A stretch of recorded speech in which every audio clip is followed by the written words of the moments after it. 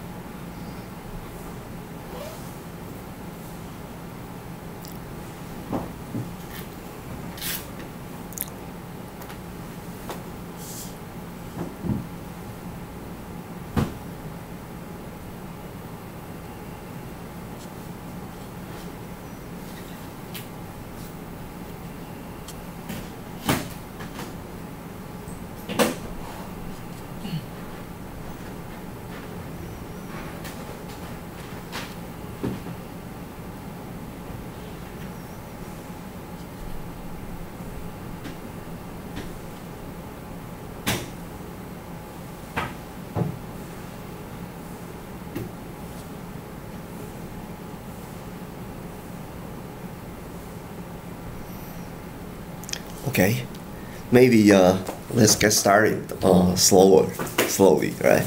Okay. So how is the Christmas going? How was the Christmas going, I should say? Is there a party? Is there a Christmas party in the IB department? Yes? Yes? Yes? Okay, so how is it going? Great? You're exchanging gifts, right? Yeah. Okay, yeah.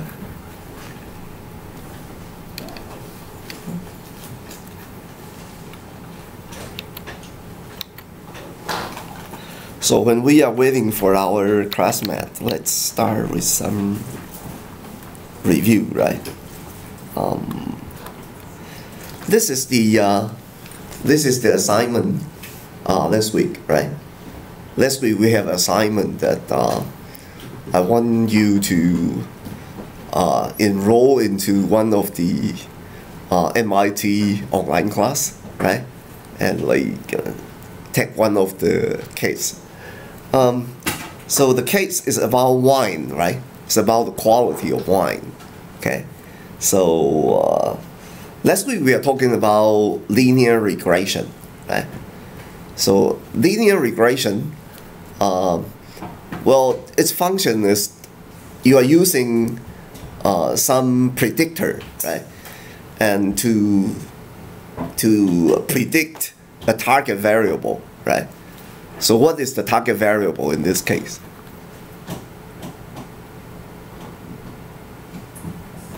So in our personal assignment last week, what is the target value? What are we predicting? Price, right? The price of wine, and that is what we call target variable, right? So for linear regression, we are predicting a numeric variable. We are predicting a numeric value, right? Okay. So with a linear combination of predictor, right? And by linear combination, we are talking about something like this, right? The target variable is our y, and the predictor, sometimes we call them regressor, sometimes we call them independent variable, right? They are this x, right? Okay? So when we put the data into the method will estimate this blue things, right? These coefficients for us, right? The method, this LM function, its function is going to find a set of coefficient so that the error between y hat and y are minimized, isn't it? Right? So there's if you use this linear combination to predict the target, then this linear combination, we will call it y hat, right? And the actual y and y hat, between the actual y and y hat, they are arrows, right? They are things like this, right? Okay. So if we are using this linear combination, right, to predict y, what we really have is a y hat, which is our predicted value, right? And there's an actual y, right? Within the data in every record, there's a y, right? So you know that the prediction value is not the same as the actual value, right? And the difference between them are the error, what we call them residual, right? So what this method do is given data and model spec, this function will estimate a set of coefficients that minimize the residual, right? That's what a linear regression do for us. Okay, so very simple. In one sentence, that is what it do, right? Given the data, which is the data frame, right, and the model spec. Okay, in the simple regression, there's only one x, and in the multiple regression, they are several x, right? In the case of global warming, right, we have a bunch of greenhouse gases, right? The density of greenhouse gases, and in the case of wine price, right, these are the x, right? These are the predictor, right? So we are using this predictor, try to predict the price of wine, okay? And we know that the prediction is not exactly the same as the actual value, and the difference between predicted value and actual value is called residual, right?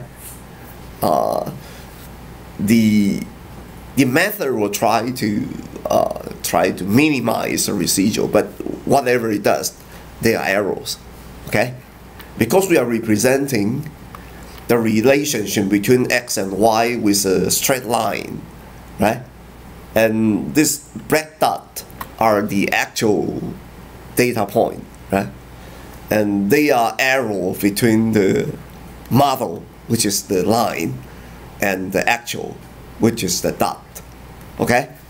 So we have minimized the residual, but they are still the residual, right? So one way to estimate the error, after we build a model, we want to see how good it do the prediction, right? If we want to, we do a measure, we do a model, which is a tool for prediction, and we want to know how well it do the prediction, okay? So we need to we need some measures to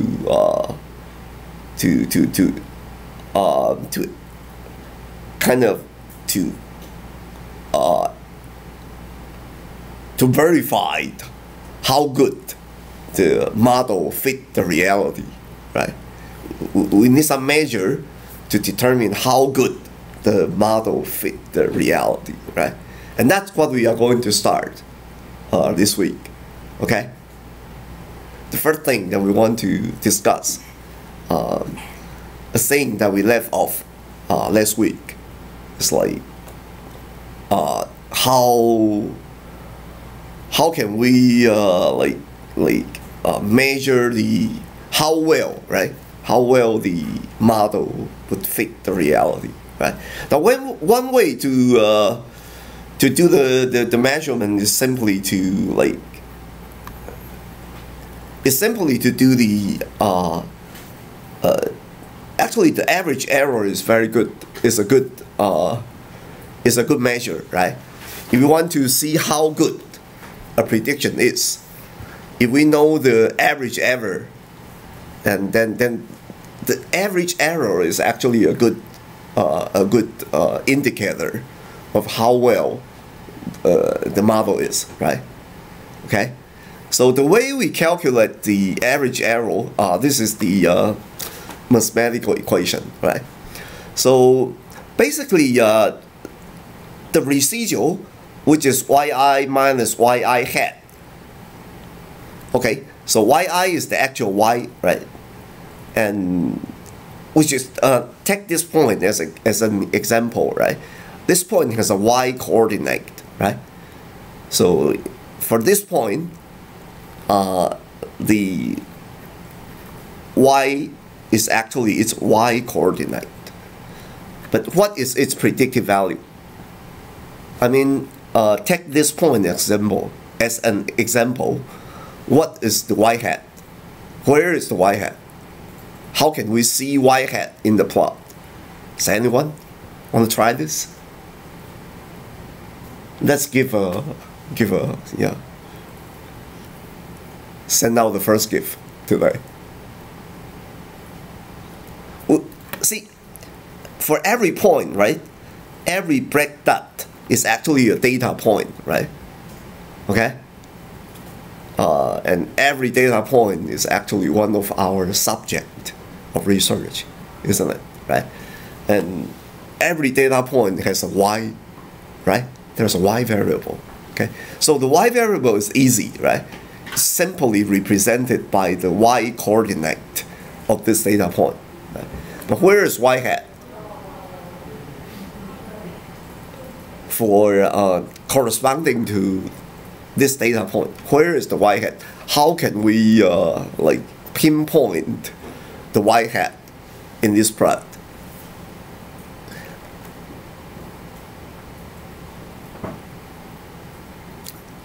Let me make it easier.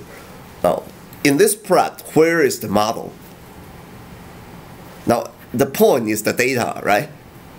So where is the model, right?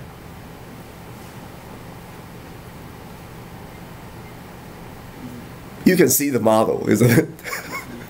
It's a line, right? That's why we call it linear regression, right? We are using the line as the model, right? So when we are using the line as a model, for every x, there is the y, right? There is a predicted y. So for this particular data point, where is y hat?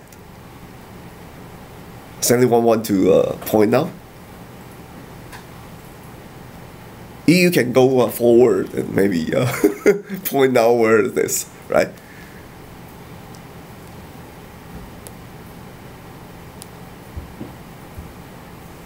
Hey, do some exercise, right?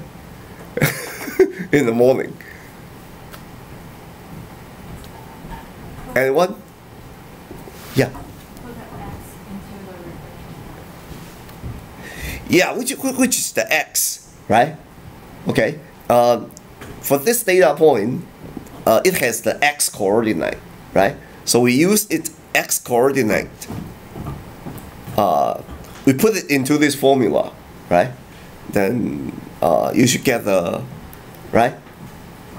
Sorry. Put it into the formula, then you should get a point on the line, right? And that point, that lie on the regression line, is its y hat, right? So between the y hat and the actual y, there is a residual, right? Okay. So the idea of average error is actually the average residual, isn't it? Right? And there are two ways to calculate the average error. Because the residual could be, if you take the difference between yi and yi hat, this value could be positive and it could be negative, right? Okay. So actually, if you simply do a summation on the difference between yi and yi hat, I mean, if you do a summation on residual in linear regression, the summation is always 0. Okay. Okay. we do not have time to explain the mathematics.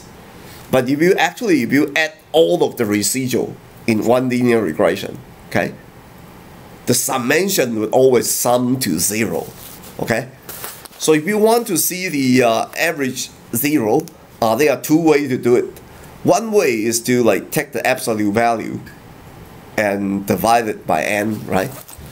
This is one way to calculate the error, because error could be positive and negative, right? So before you do average, you need to like take an absolute value, right? That is one way to calculate the average error, and it has a name called mean absolute error, okay? This is a way to estimate the average error. And the other way to average error is called RMSE. It's a little bit complicated. First of all, it do a square. It do a square on every residual, and then sum all of the square, and we call it sum of square error. Okay? You square the error, you square the residual, and then sum them. It call it sum of error, and the abbreviation is called SSE. Okay? And then you divide the SSE by n and take the square root. Right? This is another way to represent the average error. It's called RMSE, root mean square error. Okay, root where is root mean square error. Okay, so well, these two values will be very close to each other, right? And both of them have the implication that they are the average error. Okay.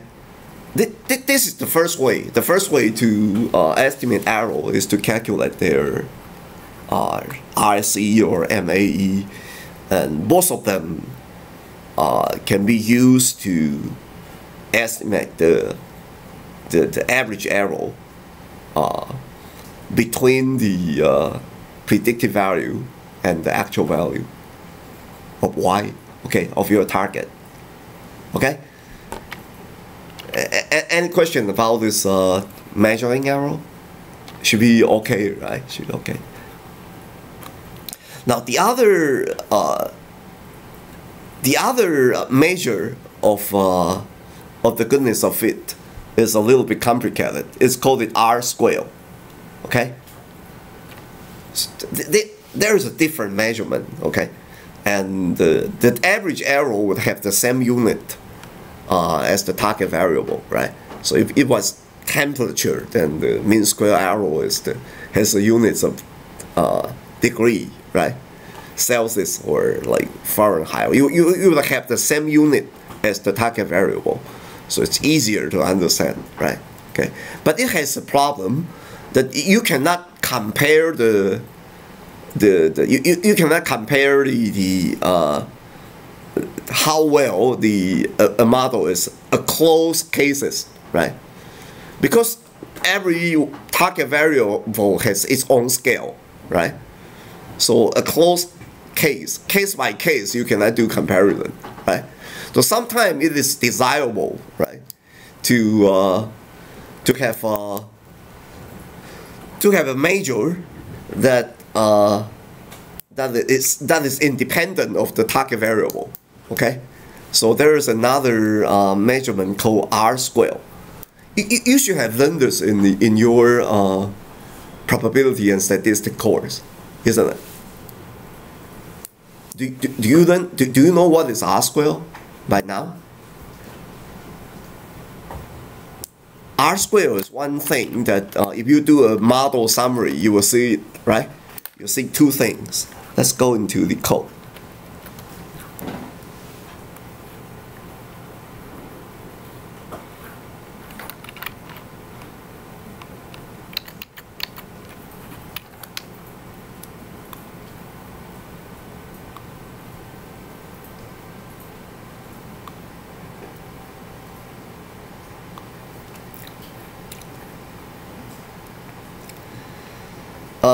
We build a model, right? And then you will see two things. One thing is actually the residual standard error, right? So the residual standard error is pretty much the same as MAE or IMSE, right? It's pretty much tell us what is the average error, okay? There are several ways to calculate this average error, but they are close to each other, and you can basically treat them the same, okay? And the other measurement is a little bit complicated. It's called R square, right? This R square.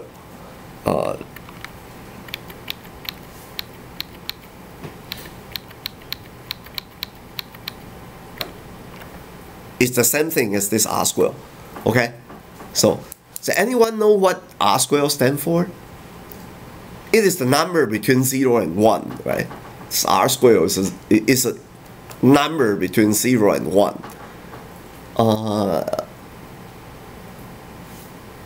And what does it mean? Okay. Actually, I already write its implication here in this slide. Okay.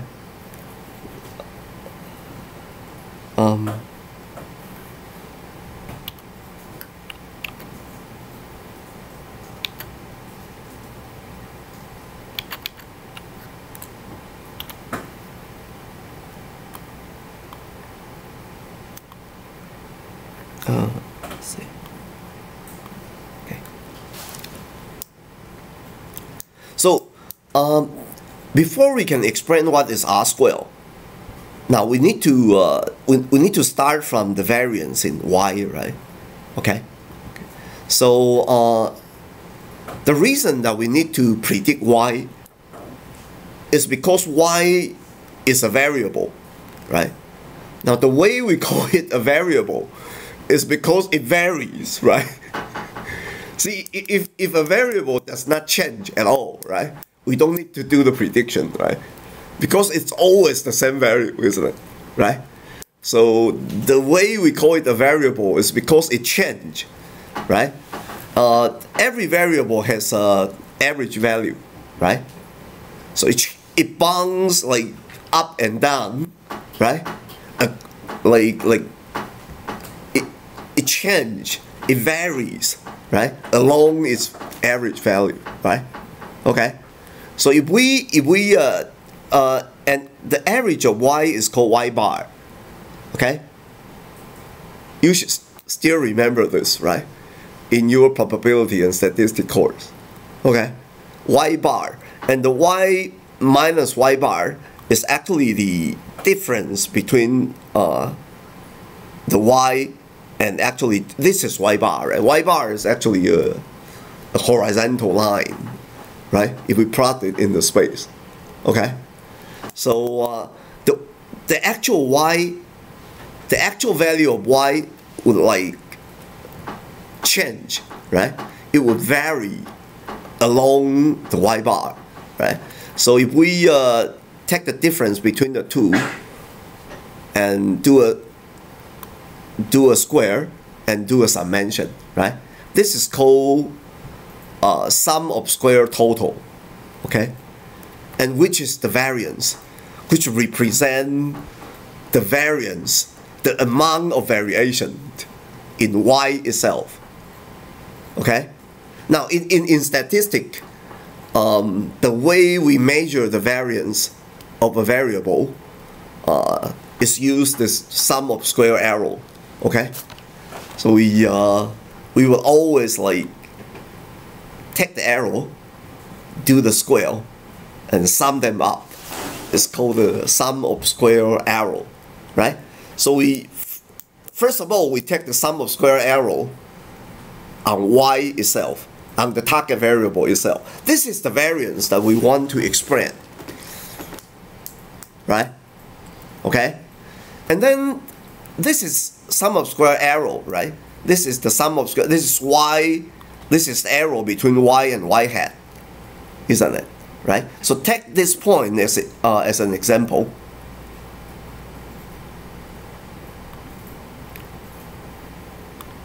take this point as example. This is the arrow, right? So error is actually between y and y bar, okay? And the blue thing is actually the residual, right? It's the difference between y and y hat, okay?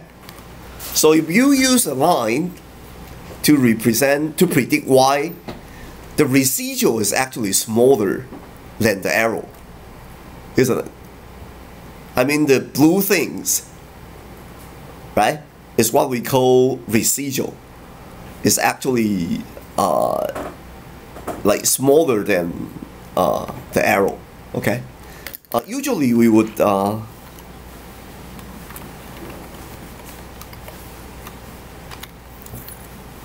use the symbol E to represent the residual, and we will use the epsilon to represent the arrow, okay? Okay. And you should be very familiar with this symbol when you are doing like statistics course, right? Because basically you are using it like every day, right? Okay. So so this is the SST. This is the arrow before we do the regression, right? On y itself, and this SSE is actually the remaining arrow. The way we call it residual is it means that it's the remaining arrow after expanding by model. Okay. So this is the total variance, and this is the variance after expanding by the model, right? So this fraction, I mean SSE over SST, is actually the fraction of variance, right, after expanding by model. Okay, so if you want to determine how much variance, if you want to determine the fraction of variance expanded by the model, you take 1 and do you 1 minus this fraction, right? So R squared is actually this thing, right? It actually represents the fraction of variance explained by the model. Okay? Do you get the point of R squared? Now, the reason that you want to do a model is because you want to explain the variance of y by x, isn't it? So the next question is how much of the y's variance had been expanded by x, right? And the R squared is the answer of this question, right? So if it is 0.8, it means that 80% of the y's variance has been expanded by the model, okay? Which means that the residual sum of square is like just 20% of the y's variance.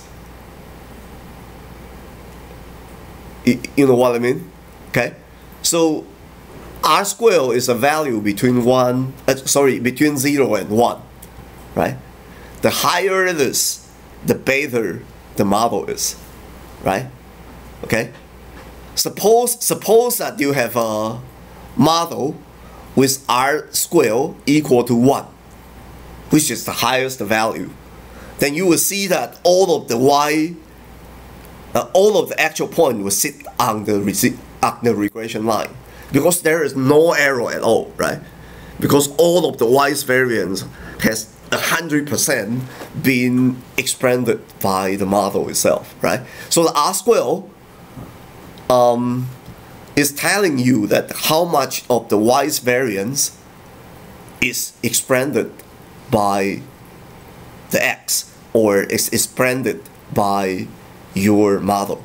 Okay. Any question about R squared?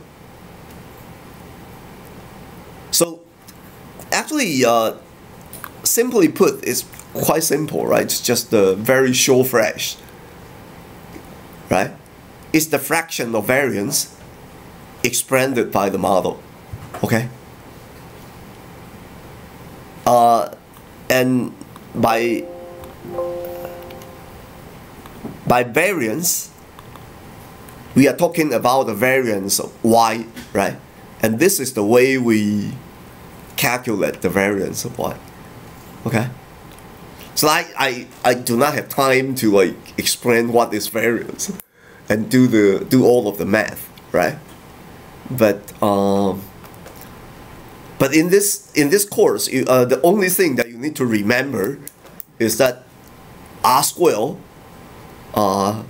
is a measurement of how good a model is, right? And it is the value between 0 and 1. Okay? The higher it is, the better the model is, right? Because we want to expand the variance of y by the model. Okay? So and it indicate the fraction of y's variance that has been expanded by the model itself. Okay? That is R square. So the higher the R square, the better the model is. Okay? So let's go back to the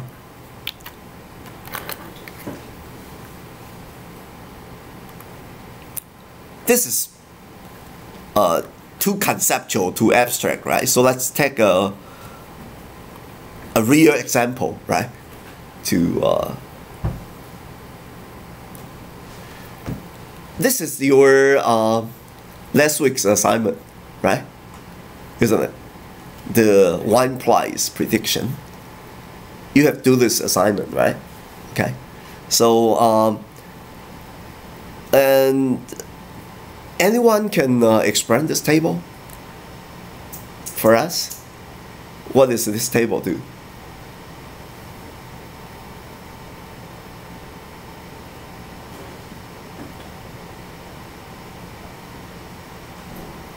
What this table is telling us, yeah. It's just adding the variable to predict the price. Right. Can anyone understand what he say? Try to explain it better. Yeah. And after they add the variable, they want to know that is the prediction is improving. Right. We are going to predict the price of wine, right? With a bunch of, with many other variable, right? So if we only put one predictor, right? The R square is 44.44, right? Which means that if I only use one variable, this AGST variable, then I can explain like 44%, right, of the variance implies. Okay? Because this R square, as I say, it means that the amounts of variance that has been expanded by the model, right? So if your model only have one predictor, it explains like 44% of the variance implied. Right? Now, if we use two variables, the R square will increase to 0.71. Okay? And then if we use like three variables, it would increase to 79, right? This is 4 variable and this is 5 variable. Okay? So the more variable that we put into the model, the higher the R square is. Okay? This is always true. Okay? I mean, this is always true. In linear regression, the more expanding variable, the more predictor, the higher the R square is. Okay? This is always true. Okay? And so if we want to predict the price and we want to have an accurate prediction, right? We should put whatever variable we have, right? into the model, right? We have a higher R square, isn't it? Isn't it, right? Because the more variable it is, the higher the R square is. That is always true, mathematically, okay? But there is a problem though, okay? If we take a look at this table, what is the difference between this table and the previous one? Now, this is the first one. You only have one R square, right? And in this table, we have one more column, right? This is the model R square, and this is the testing R square. So what is the difference between the two?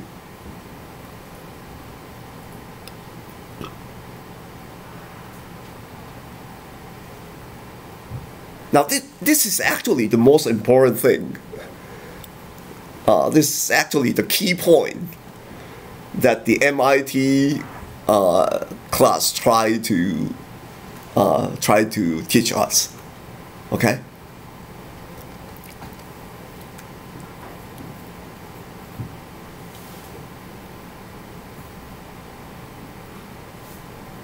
Yes. They bring the new data to test the model. Right. This test as well. It's because that as I have told you, right, in today's data science, okay, when we are measuring the accuracy of a model, we no longer use the training data.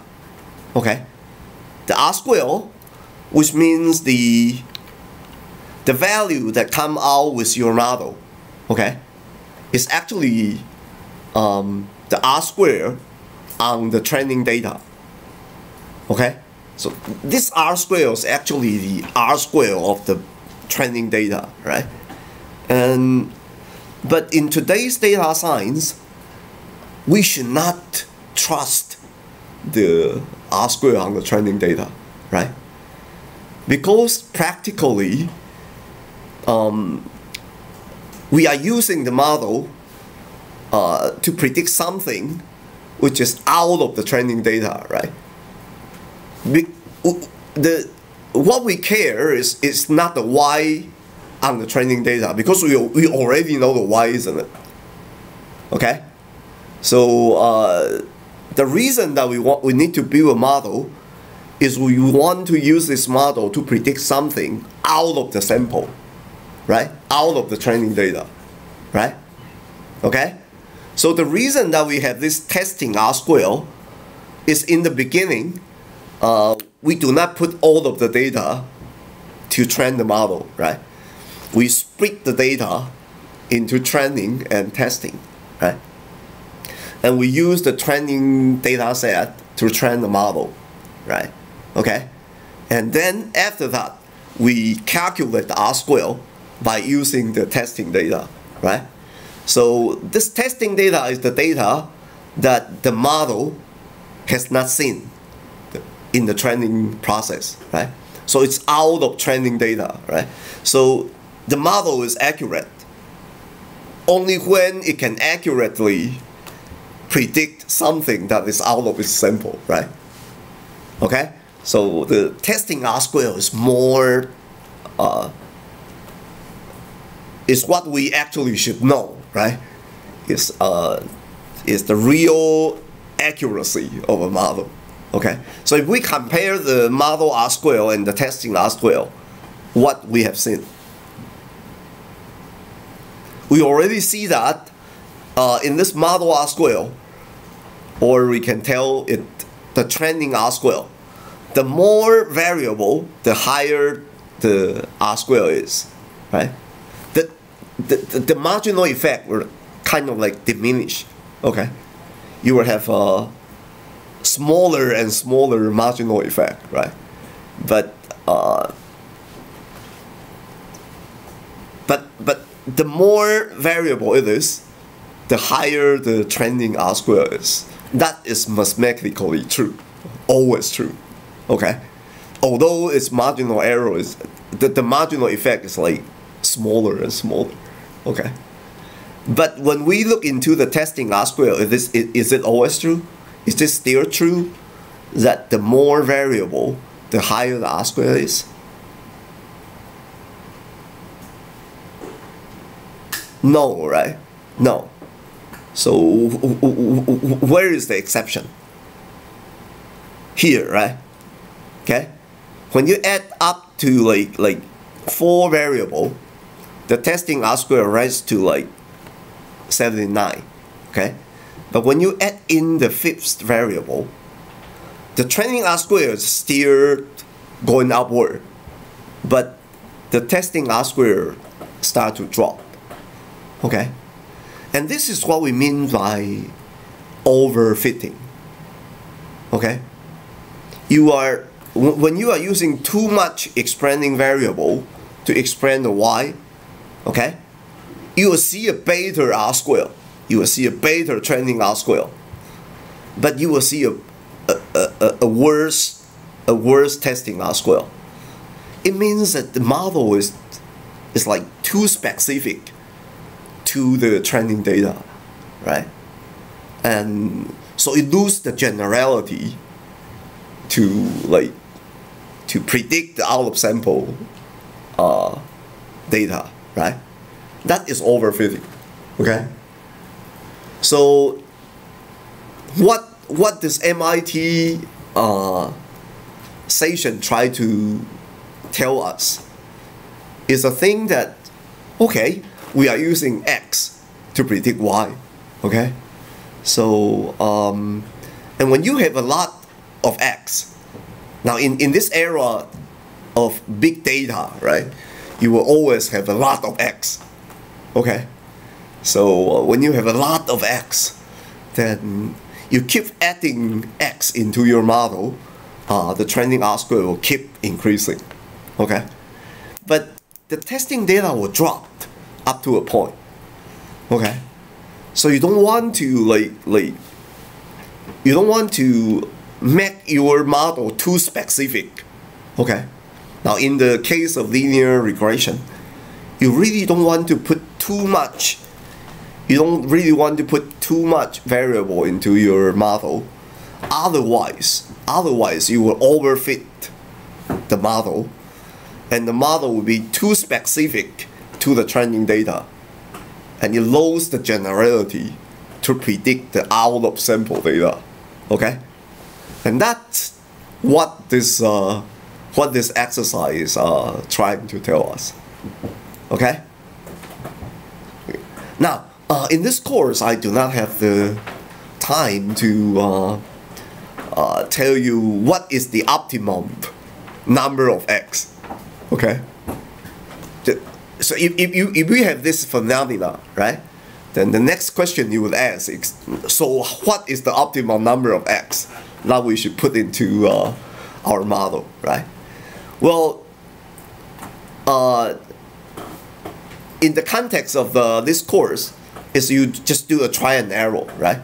You keep adding X into the model, and if you come to the point that the testing R square start to drop, you should stop, right? So in this case, this model is the best model, right? The 1, 2, 3, 4, the 4 variable model is the best model. Okay. Now, if you have chance to learn machine learning, there are some automatic tool to pick the variable for you. Okay. So, but that's out of the scope of this course. Okay. All right. So that's all for linear regression. Okay. That's all for linear regression. Let's have a very, very quick review.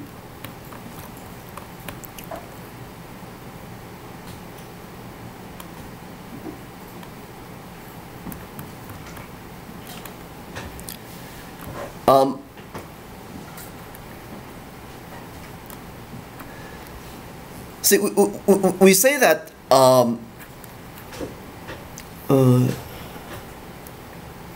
okay, here. when we build a predictive model, we are using X to predict Y, right? Okay. They can be a lot of X, but they can be only one Y, right? Okay. So different from the exploration, okay? When we are doing prediction, there is a target variable. There is a target variable, okay? We call it Y, and we want to use the X to predict Y, okay? And we put the data into the model. We put the data into a method, and the method will build a model for us, okay? And then we put the new data into the model, and the model can predict the Y that we did not know, right? That is basically how it works, okay? But there's one more thing that we have not covered yet, okay? This Y variable could be numerics, okay? Like temperature, like the price of wine, right? It could be numeric, and it could also be like categorical, okay? I mean, it could be numeric, and it could also be numerical, okay? So when the predicting variable, the target variable is numeric, then we are using linear regression. And when that is categorical, it's binary, right? Like the poor care and bad care, right? Okay, then we are using regression. We are using logistic regression, okay? So for the next 2 hours, we are going to, also we are still using the linear model, okay? But this linear model is no longer predicting numeric value, okay? It's actually predicting the category, okay? Logistic regression can only predict 2 categories, okay? Good care, bad care, yes or no, right? Blue or green, right? But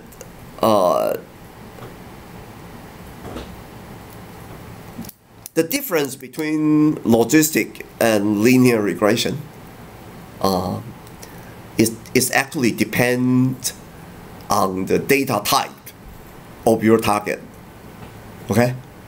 So if your target is a binary categorical variable, then you need to use the logistic regression, okay? So okay, let's take a break, and let's be back at 10 after 10. Then we will go into the other topic, the other type of linear regression called logistic regression for categorical prediction, okay?